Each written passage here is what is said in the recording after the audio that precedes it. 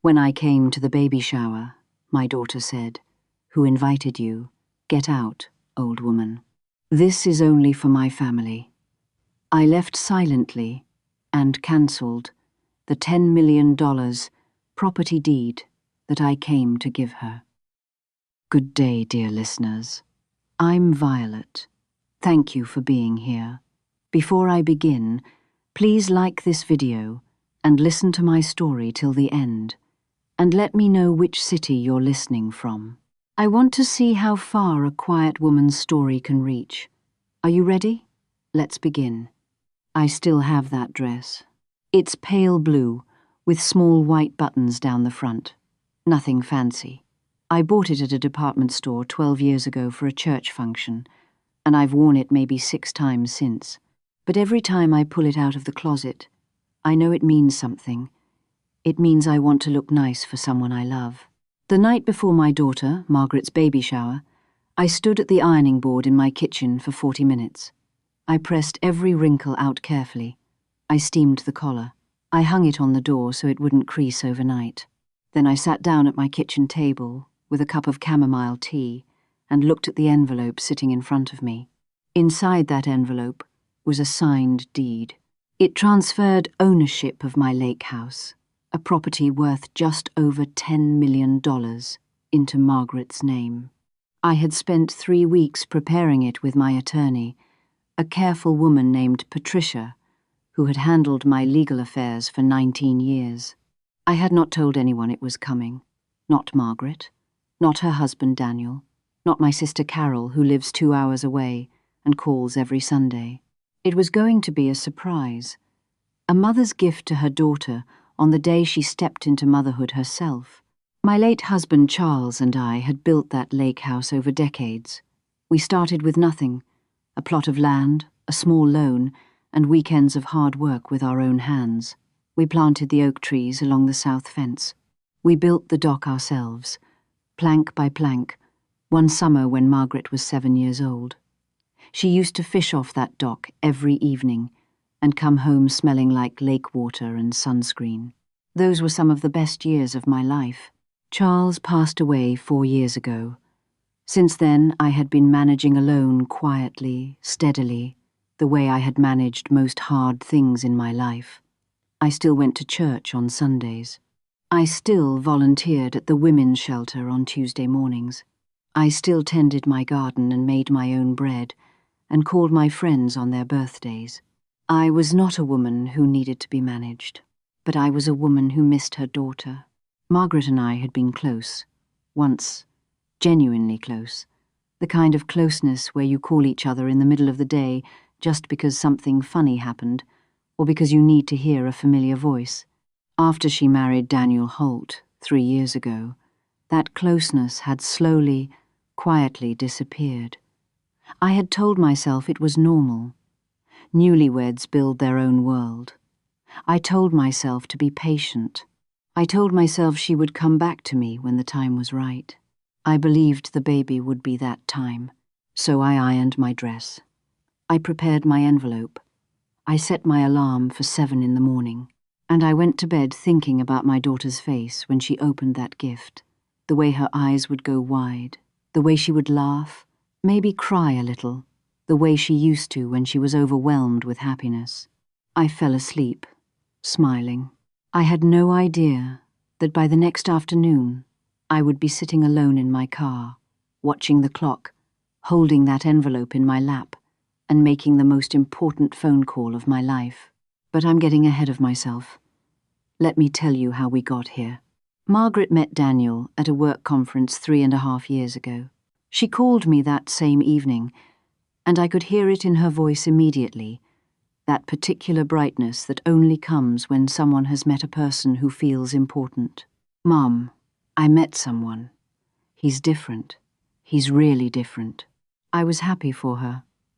Margaret had been alone for almost 6 years, after her first long relationship ended badly, and I had watched her rebuild herself slowly and quietly during that time. She deserved someone good. I met Daniel for the first time at a dinner Margaret hosted at her apartment. He was handsome, well-dressed, confident. He worked in corporate finance and had the kind of easy charm that fills a room. He shook my hand firmly, called me Mrs. Calloway, and asked me thoughtful questions about my garden. I liked him that evening. I want to be honest about that. But over the following months, I began to notice small things. Daniel had a way of talking about people that was always slightly diminishing. He would describe someone as a good person, just not very sophisticated, or hard-working, but from a simpler background. He said these things pleasantly, without malice in his voice. That almost made it worse. He never said anything unkind to me directly. He was always polite, always correct. But I could feel the way he evaluated me each time we were in the same room, the way his eyes moved across my clothes, my home, my hands. I was a seamstress. I had worked with my hands my whole life. My home was comfortable and clean, but it was not decorated the way Daniel's world expected things to be decorated. I was not the kind of mother-in-law he had imagined for himself. I saw it clearly. What I didn't see, what I refused to see for too long, was what he was doing to Margaret when I wasn't there.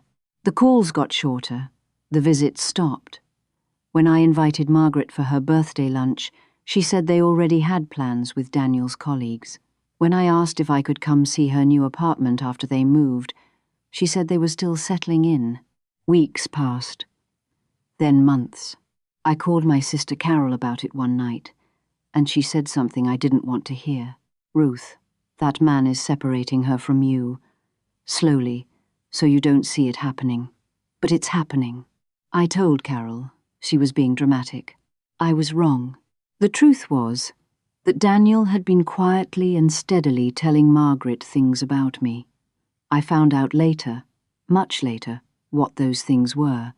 That I was too old-fashioned, that I didn't understand their world, that spending time with me held Margaret back from becoming the woman she was capable of being, that my opinion of her life didn't matter because I had built a simple life and Margaret was meant for something more. He didn't say these things cruelly.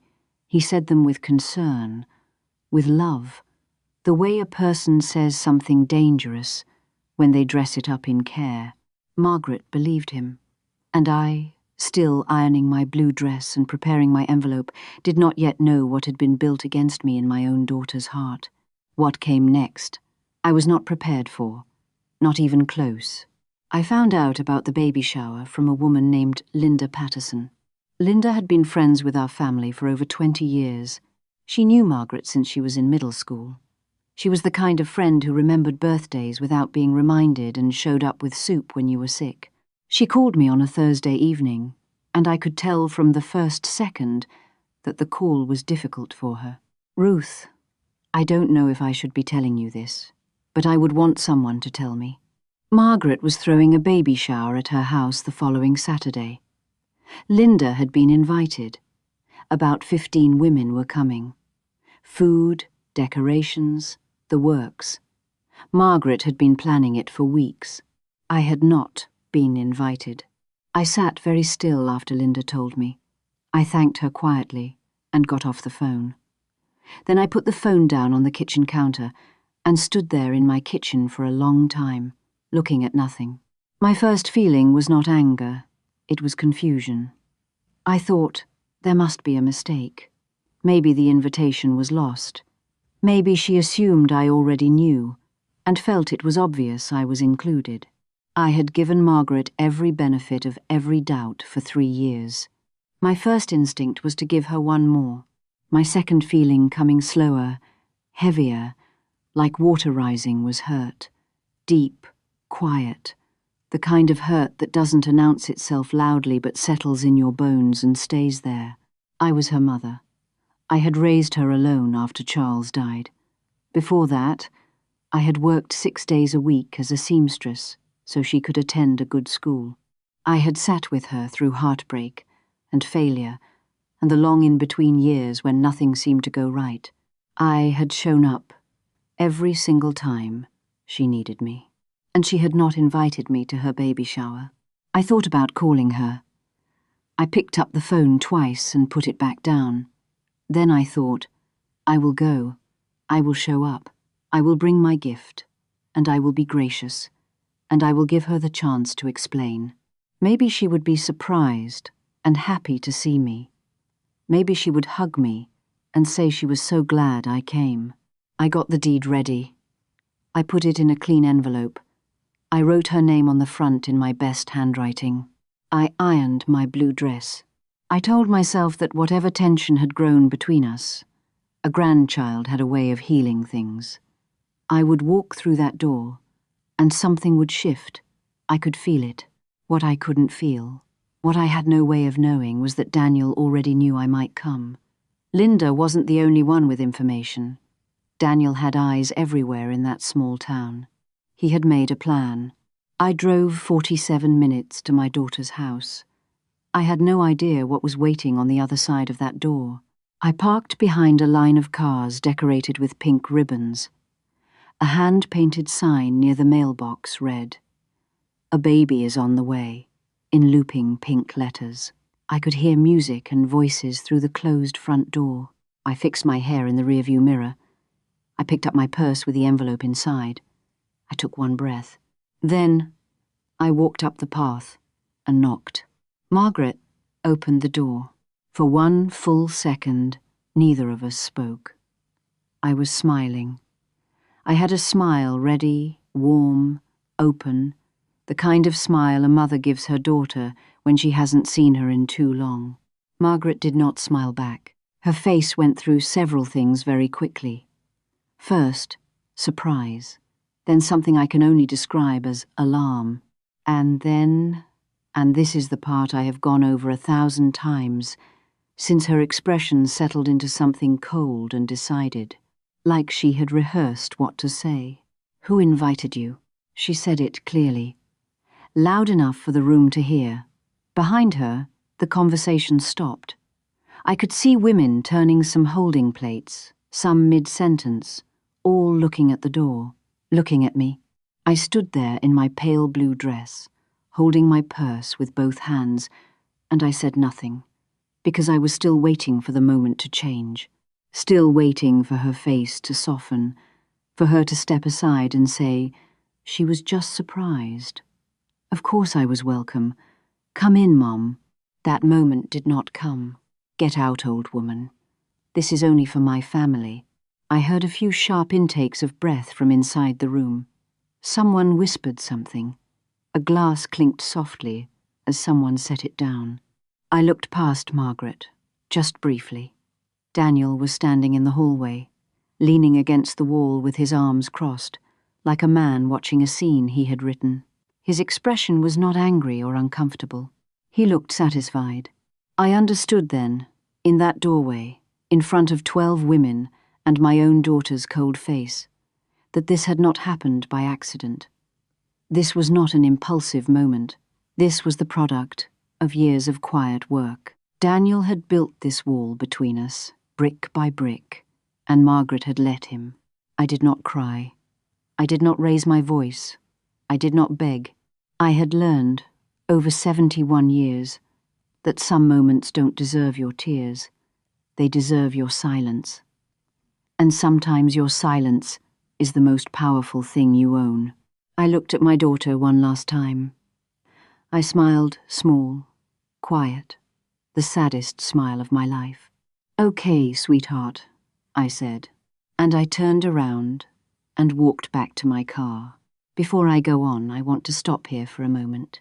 If you're watching this right now, wherever you are, thank you for being here. Tell me in the comments what city or country you're listening from. I want to know how far this story travels, because what happened next, I never could have predicted. And I want you to stay with me until the end, because what I did in that car changed everything. I sat in my car for exactly 4 minutes. I know, because I watched the clock on the dashboard. I needed something to focus on, because if I focused on what had just happened, I would start shaking, and I would not be able to drive home. Ikke ondert per meg. Ikke ombesh per meg. The music inside the house was still playing. Someone laughed, loud and clear through the window. Life inside that house was continuing perfectly well without me. İki. 16 PM. I reached into my purse and pulled out the envelope. I held it in both hands and looked at Margaret's name written on the front, my own handwriting. I had used my good pen for it, the one Charles gave me on our anniversary, the one I save for important things. For one moment, just one, I considered going back to the door, waiting until the party was over, pressing the envelope into Margaret's hands and saying nothing, letting the gift speak for itself. Then I remembered Daniel's face in the hallway, that quiet, satisfied look. İki. 18 PM. I placed the envelope in the glove compartment. I started the car, and I drove home. The drive back felt longer than 47 minutes. I passed roads I had driven 100 times before, but everything looked slightly different the way familiar things look when you're seeing them through grief. When I got home, I sat on my porch for a long time. The lake was still and silver in the afternoon light. The oak trees Charles and I had planted years ago stood along the south fence, exactly where we had put them. The dock we had built together stretched out over the water, solid and quiet. I thought about what Margaret had said, not just the words, the tone, the decision behind them. This is only for my family. Those words had a long history behind them. They had been prepared. And then, quietly, slowly, like a lamp being turned on in a dark room, something became completely clear to me. I had spent 3 years making excuses for my daughter. 3 years telling myself she was busy, she was adjusting, she would come back to me.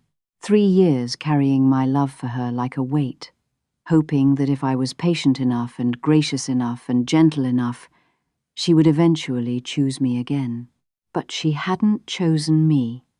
She had stood in that doorway and chosen Daniel's world, and she had done it publicly, deliberately, in front of an audience. You do not accidentally humiliate your mother. Not like that. I went inside. I made myself a cup of chamomile tea.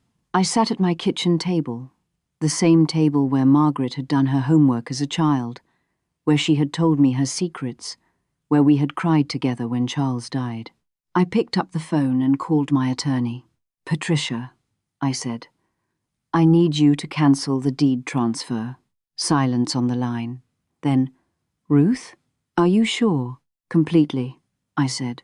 But even as I said it, I had a feeling, a quiet, certain feeling, that cancelling the deed was not the end of this story. It was only the beginning. Patricia called me back on Monday morning. "The deed cancellation is processed," she said. "The transfer never completed. The property is still fully in your name." "Good," I said.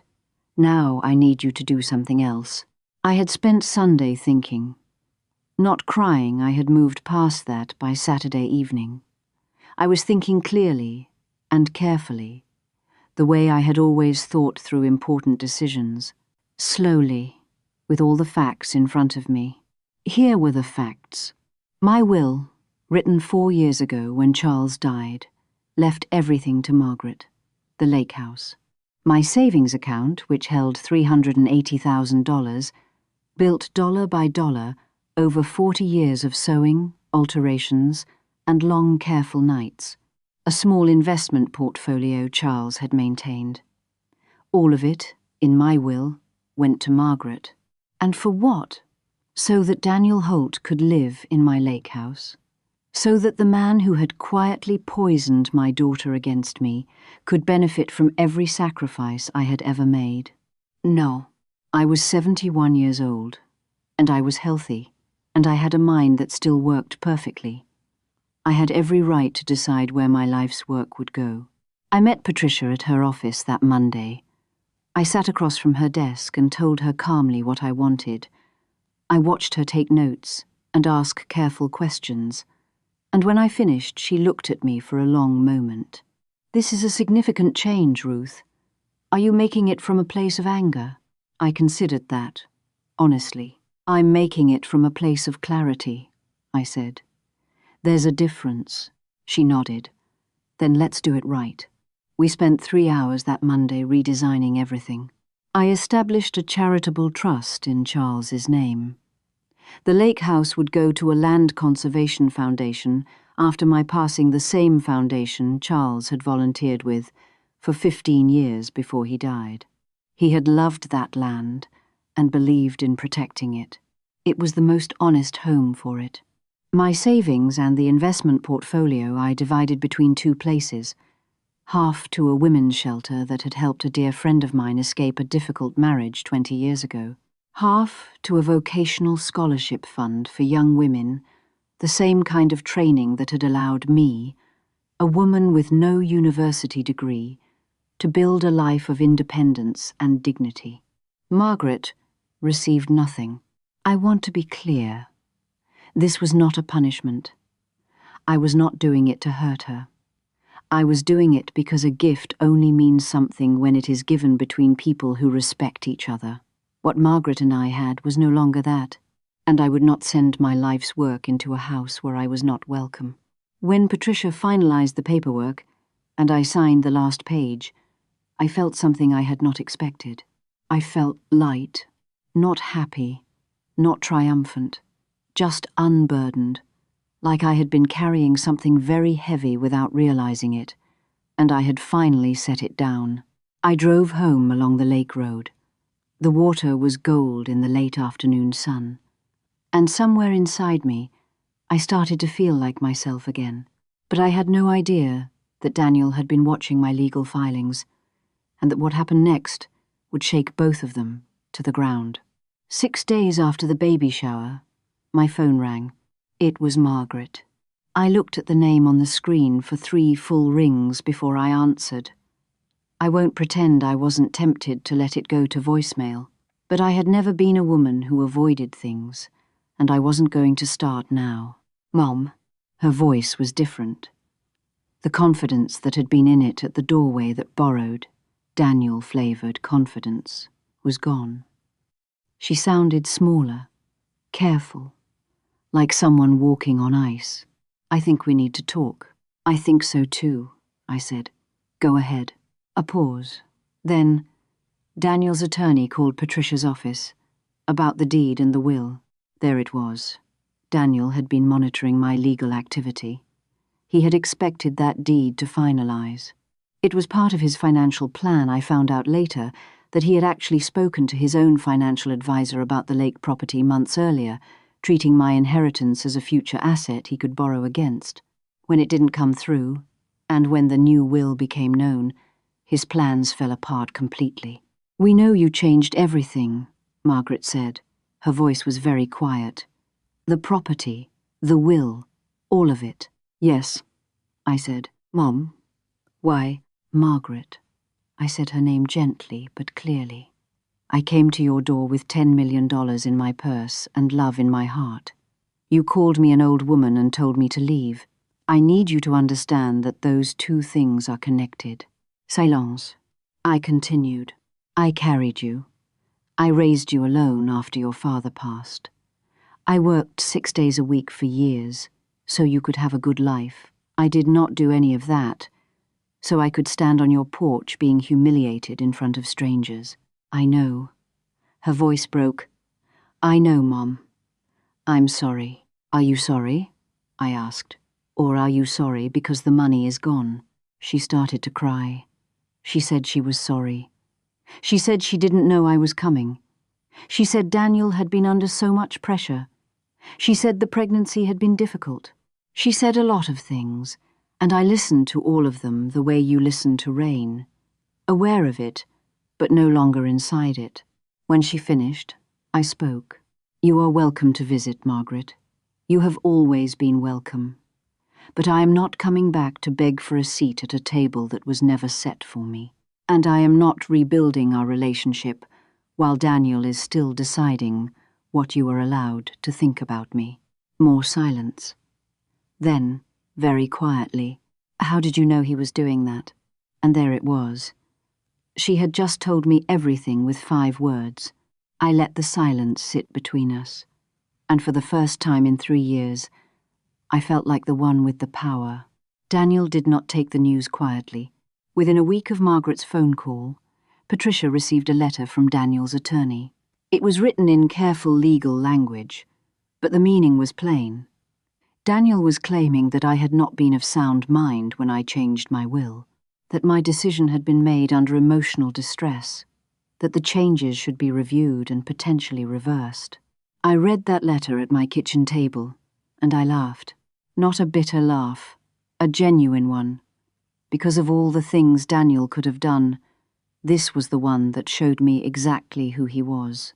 He had humiliated me at a doorway. He had poisoned my daughter against me for 3 years. And when the money disappeared, his first move was to question my sanity. The very thing he had used to diminish me my age, he was now trying to weaponize against me in court. I called Patricia. "Let him try," I said. Patricia was thorough. Within 2 weeks, I had undergone a full cognitive evaluation with a neurologist, one of the most respected in the state. I completed every test with perfect results. The neurologist documented that I was entirely of sound mind, fully competent, and had made my legal decisions with clarity and purpose. Patricia sent Daniel's attorney a single response letter. Attached to it were the evaluation results, a statement from Patricia confirming the circumstances of our meetings, and a note that any further attempt to challenge my legal capacity would result in a formal complaint to the state bar. Daniel's attorney did not write back, but Daniel wasn't finished. He began talking. In town, to mutual acquaintances, at Margaret's prenatal appointments. He painted a picture of a difficult, controlling old woman who had punished her pregnant daughter out of pettiness. He was careful he never said anything outright defamatory. He just asked questions. "Has anyone checked on Ruth lately? I'm just worried about her mental state. She's been behaving strangely since Charles died." Some people believed him. Small towns have ears and short memories for the truth. But some people knew me. Linda Patterson called me after hearing the rumors. My neighbor James, who had known Charles and me for 30 years, stopped by with a pie and said, "I don't know what that man is saying about you, Ruth, but nobody who knows you is listening." And Patricia, who had built a quiet, unshakable legal wall around everything I owned, told me simply, "Let him talk. The law is on your side." I want to pause here, because what I'm about to tell you in the next chapter is something that shocked even me, something I did not see coming at all. If you're still with me, thank you. I know this is a long story. But some stories need space to breathe. Drop a comment below and tell me where you're watching from and what time it is there. I love knowing you're out there. What happened next didn't come from me. It came from inside Daniel and Margaret's house, and it changed everything. Margaret gave birth on a Tuesday in November. A girl, healthy, 6 pounds, 4 ounces. Margaret named her Clara. I found out through Linda Patterson, who heard it through the hospital grapevine. I sat with that information for a day before deciding what to do. Then I sent a card, simple, white, with a handwritten note inside. Not a long note, just, "Congratulations, she is already loved. Mom." I mailed it and thought nothing more about it. What I didn't know was that the card arrived on the same day that Daniel's financial world began to collapse. Here is what I pieced together later, from things Margaret eventually told me and from things Patricia's network quietly confirmed. Daniel had borrowed against an investment account not mine, but one he managed for a corporate client, using assumptions about future income that included the expected inheritance from my property. This was not just bad planning. This was something closer to financial misconduct. When the deed transfer never came through and his projections fell apart, the client discovered the discrepancy. Within 6 weeks of Clara's birth, Daniel was under a formal professional review. He had built his financial life on sand, and the sand had shifted. I don't say this with satisfaction. What happened to Daniel happened because of the choices Daniel made, not because of anything I did. I changed my will because it was right for me to do so. What fell apart in his world as a result that was his own structure, failing. But here is the part I did not expect. Margaret saw it. With a newborn in her arms, and Daniel's professional crisis unfolding around her, Margaret, my daughter, who I had raised to be clear-eyed and honest, finally saw what she had been living inside. She saw the way Daniel responded to pressure, by blaming, by calculating, by looking for someone else to absorb the cost of his failures. She called me on a Friday evening. Clara was 3 weeks old. "Mom, I need to ask you something, and I need you to be honest with me." "Always," I said. "When did you know?" "About Daniel. About what he was doing to us." I thought about that carefully. "I suspected for a long time," I said. "I knew for certain when I saw his face in your hallway at the baby shower. He looked like a man who had gotten exactly what he wanted." Margaret was quiet for a long time. Then, "I think I've been very stupid, Mom." "No," I said. "You've been very loved, by a man who knew how to use that against you." She started to cry. Not the careful crying from our first phone call. Real crying. The deep kind that comes when something long held finally breaks open. I listened. I didn't say anything for a while. Because some things you can't hurry. Some things need exactly as much time as they need. Over the following weeks, Margaret began talking. Really talking the way she used to when she was young. When she would climb into the kitchen chair, across from mine, and tell me everything that was going on inside her. She told me what those 3 years had looked like from inside. It had started, she said, within the first 6 months of their marriage. Small things. Daniel would come home from a visit to my house and say something like, "Your mother means well, but she doesn't really understand the life we're trying to build." Or, "I notice how differently she talks to you when I'm not around, like she doesn't think you can make your own decisions." None of it was ever a direct attack. It was always framed as concern, as love, as Daniel, simply wanting to protect Margaret from something. He told her I was possessive, that I relied on her too much emotionally, that the closeness between us was actually holding her back, that a truly strong woman didn't need her mother to be her best friend. And Margaret, who had always, underneath everything, believed herself to be slightly too dependent on me, had heard those words and let them grow. "He made me feel like loving you was a weakness," she told me one evening on the phone. And I believed him, because I wanted to be the strong woman he said he saw in me. I sat with that for a long time after she said it, because here is the thing about what Daniel did. It was not just manipulation. It was a very specific kind of cruelty, the kind that turns a person's genuine love into a source of shame. He had taken the truest, most real thing about Margaret, her love for her mother, and taught her to be embarrassed by it. The baby shower had been his masterwork. He had spent months preparing Margaret to see me as an intrusion, as someone who didn't belong in their world. By the time I knocked on that door, she was ready. "Did he tell you to say what you said to me?" I asked her. A long pause. Not in those words.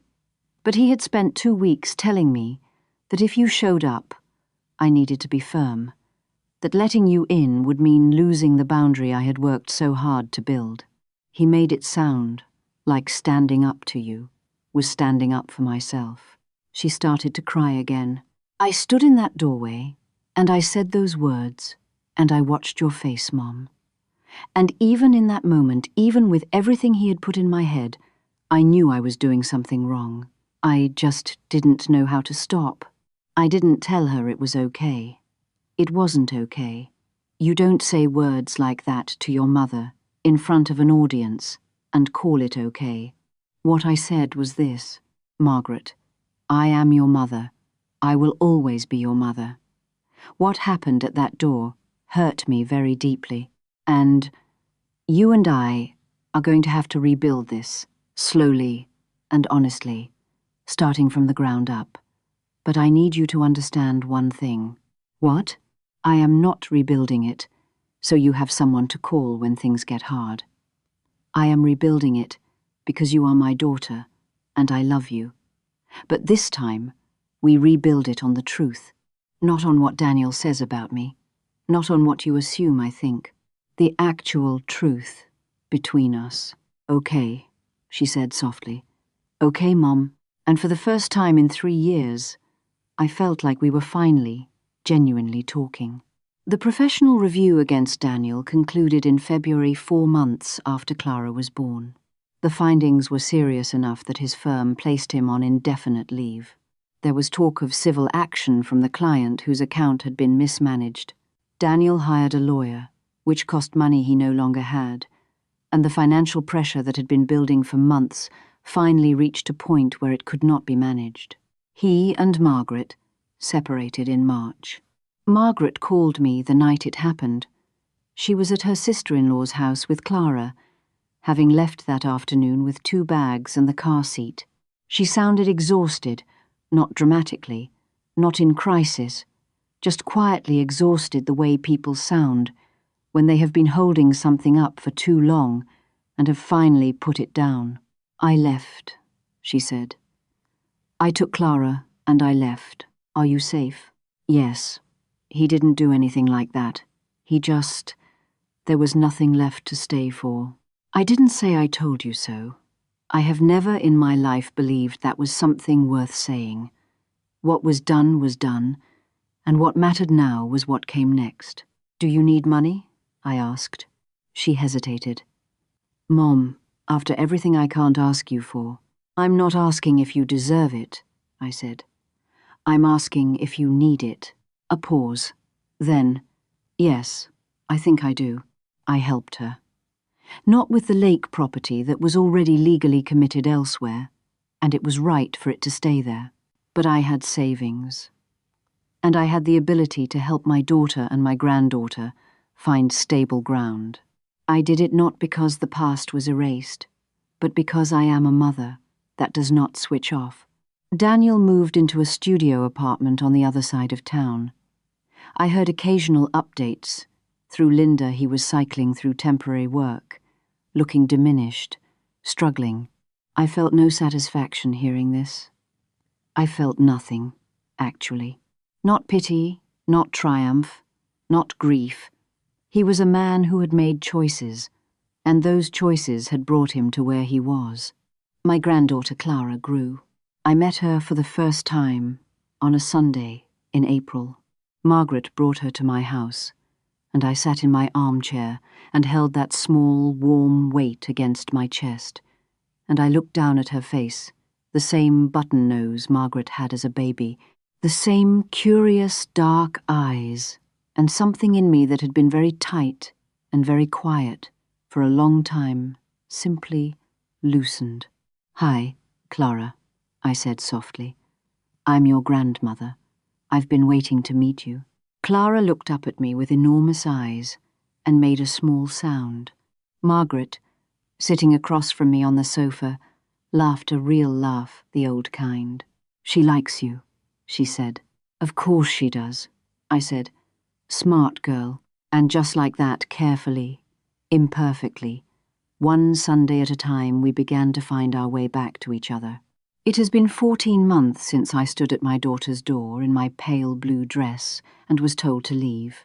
I want to tell you where things stand now. The lake house is still mine, and it will go to the Conservation Foundation after I'm gone, exactly as Charles would have wanted. Margaret knows this, and has made peace with it. She told me recently that she thinks it's right, that it's the most honest thing for it. Margaret and I talk every week. Not every day. We are both women who need space, and we have learned to respect that about each other. But the calls are real now, long and honest, and sometimes difficult, and always worth having. Clara is 14 months old. She has 6 teeth and a laugh that sounds exactly like Margaret's did at that age, and she has learned to stand up by holding onto the edge of the coffee table, which she does with enormous concentration and pride. I see her every Sunday. I have taught Margaret how to make my mother's banana bread, and we bake it together in my kitchen while Clara sits in her high chair and watches us with great suspicion. I still volunteer at the women's shelter on Tuesday mornings. A young woman there, a 6-year-old, named Diane, has become one of my favorite people. She is learning to sew, and she is not naturally talented at it, and she tries with such fierce determination that I find myself looking forward to Tuesday more than almost any other day of the week. Daniel and I have not spoken. The restraining order Margaret filed as part of their separation proceedings means he is not permitted near me or my property. Occasionally I hear about him through the town's quiet network of information. He is still struggling. I do not wish him harm. I simply do not wish him anything. My attorney, Patricia, recently told me that my case, the way I had organized and protected my estate, the way I had responded to Daniel's legal challenge with documentation and calm, had become something of a reference point for her colleagues. Other women, in situations like mine, had asked her for help, and she had used my story as a model. I didn't know how to respond to that. I am a seamstress from a small town. I am not a warrior or a symbol. I am just a woman who was treated badly and decided she would not accept it. But if that is useful to someone else, then good. There is something I want to say to you, wherever you are watching this. You are allowed to protect what you have built. Your savings, your property, your dignity, these are yours. You built them.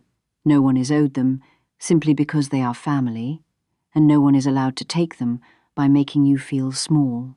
You are allowed to love your children and still hold a boundary. Those two things are not opposites. In fact, sometimes the most loving thing you can do is refuse to participate in your own diminishment. Because when you stand up for yourself, even against someone you love, even when it hurts, you show them what respect looks like. You show them what they should demand from the world, and what they should not accept. I was 71 years old when my daughter stood in a doorway and called me an old woman.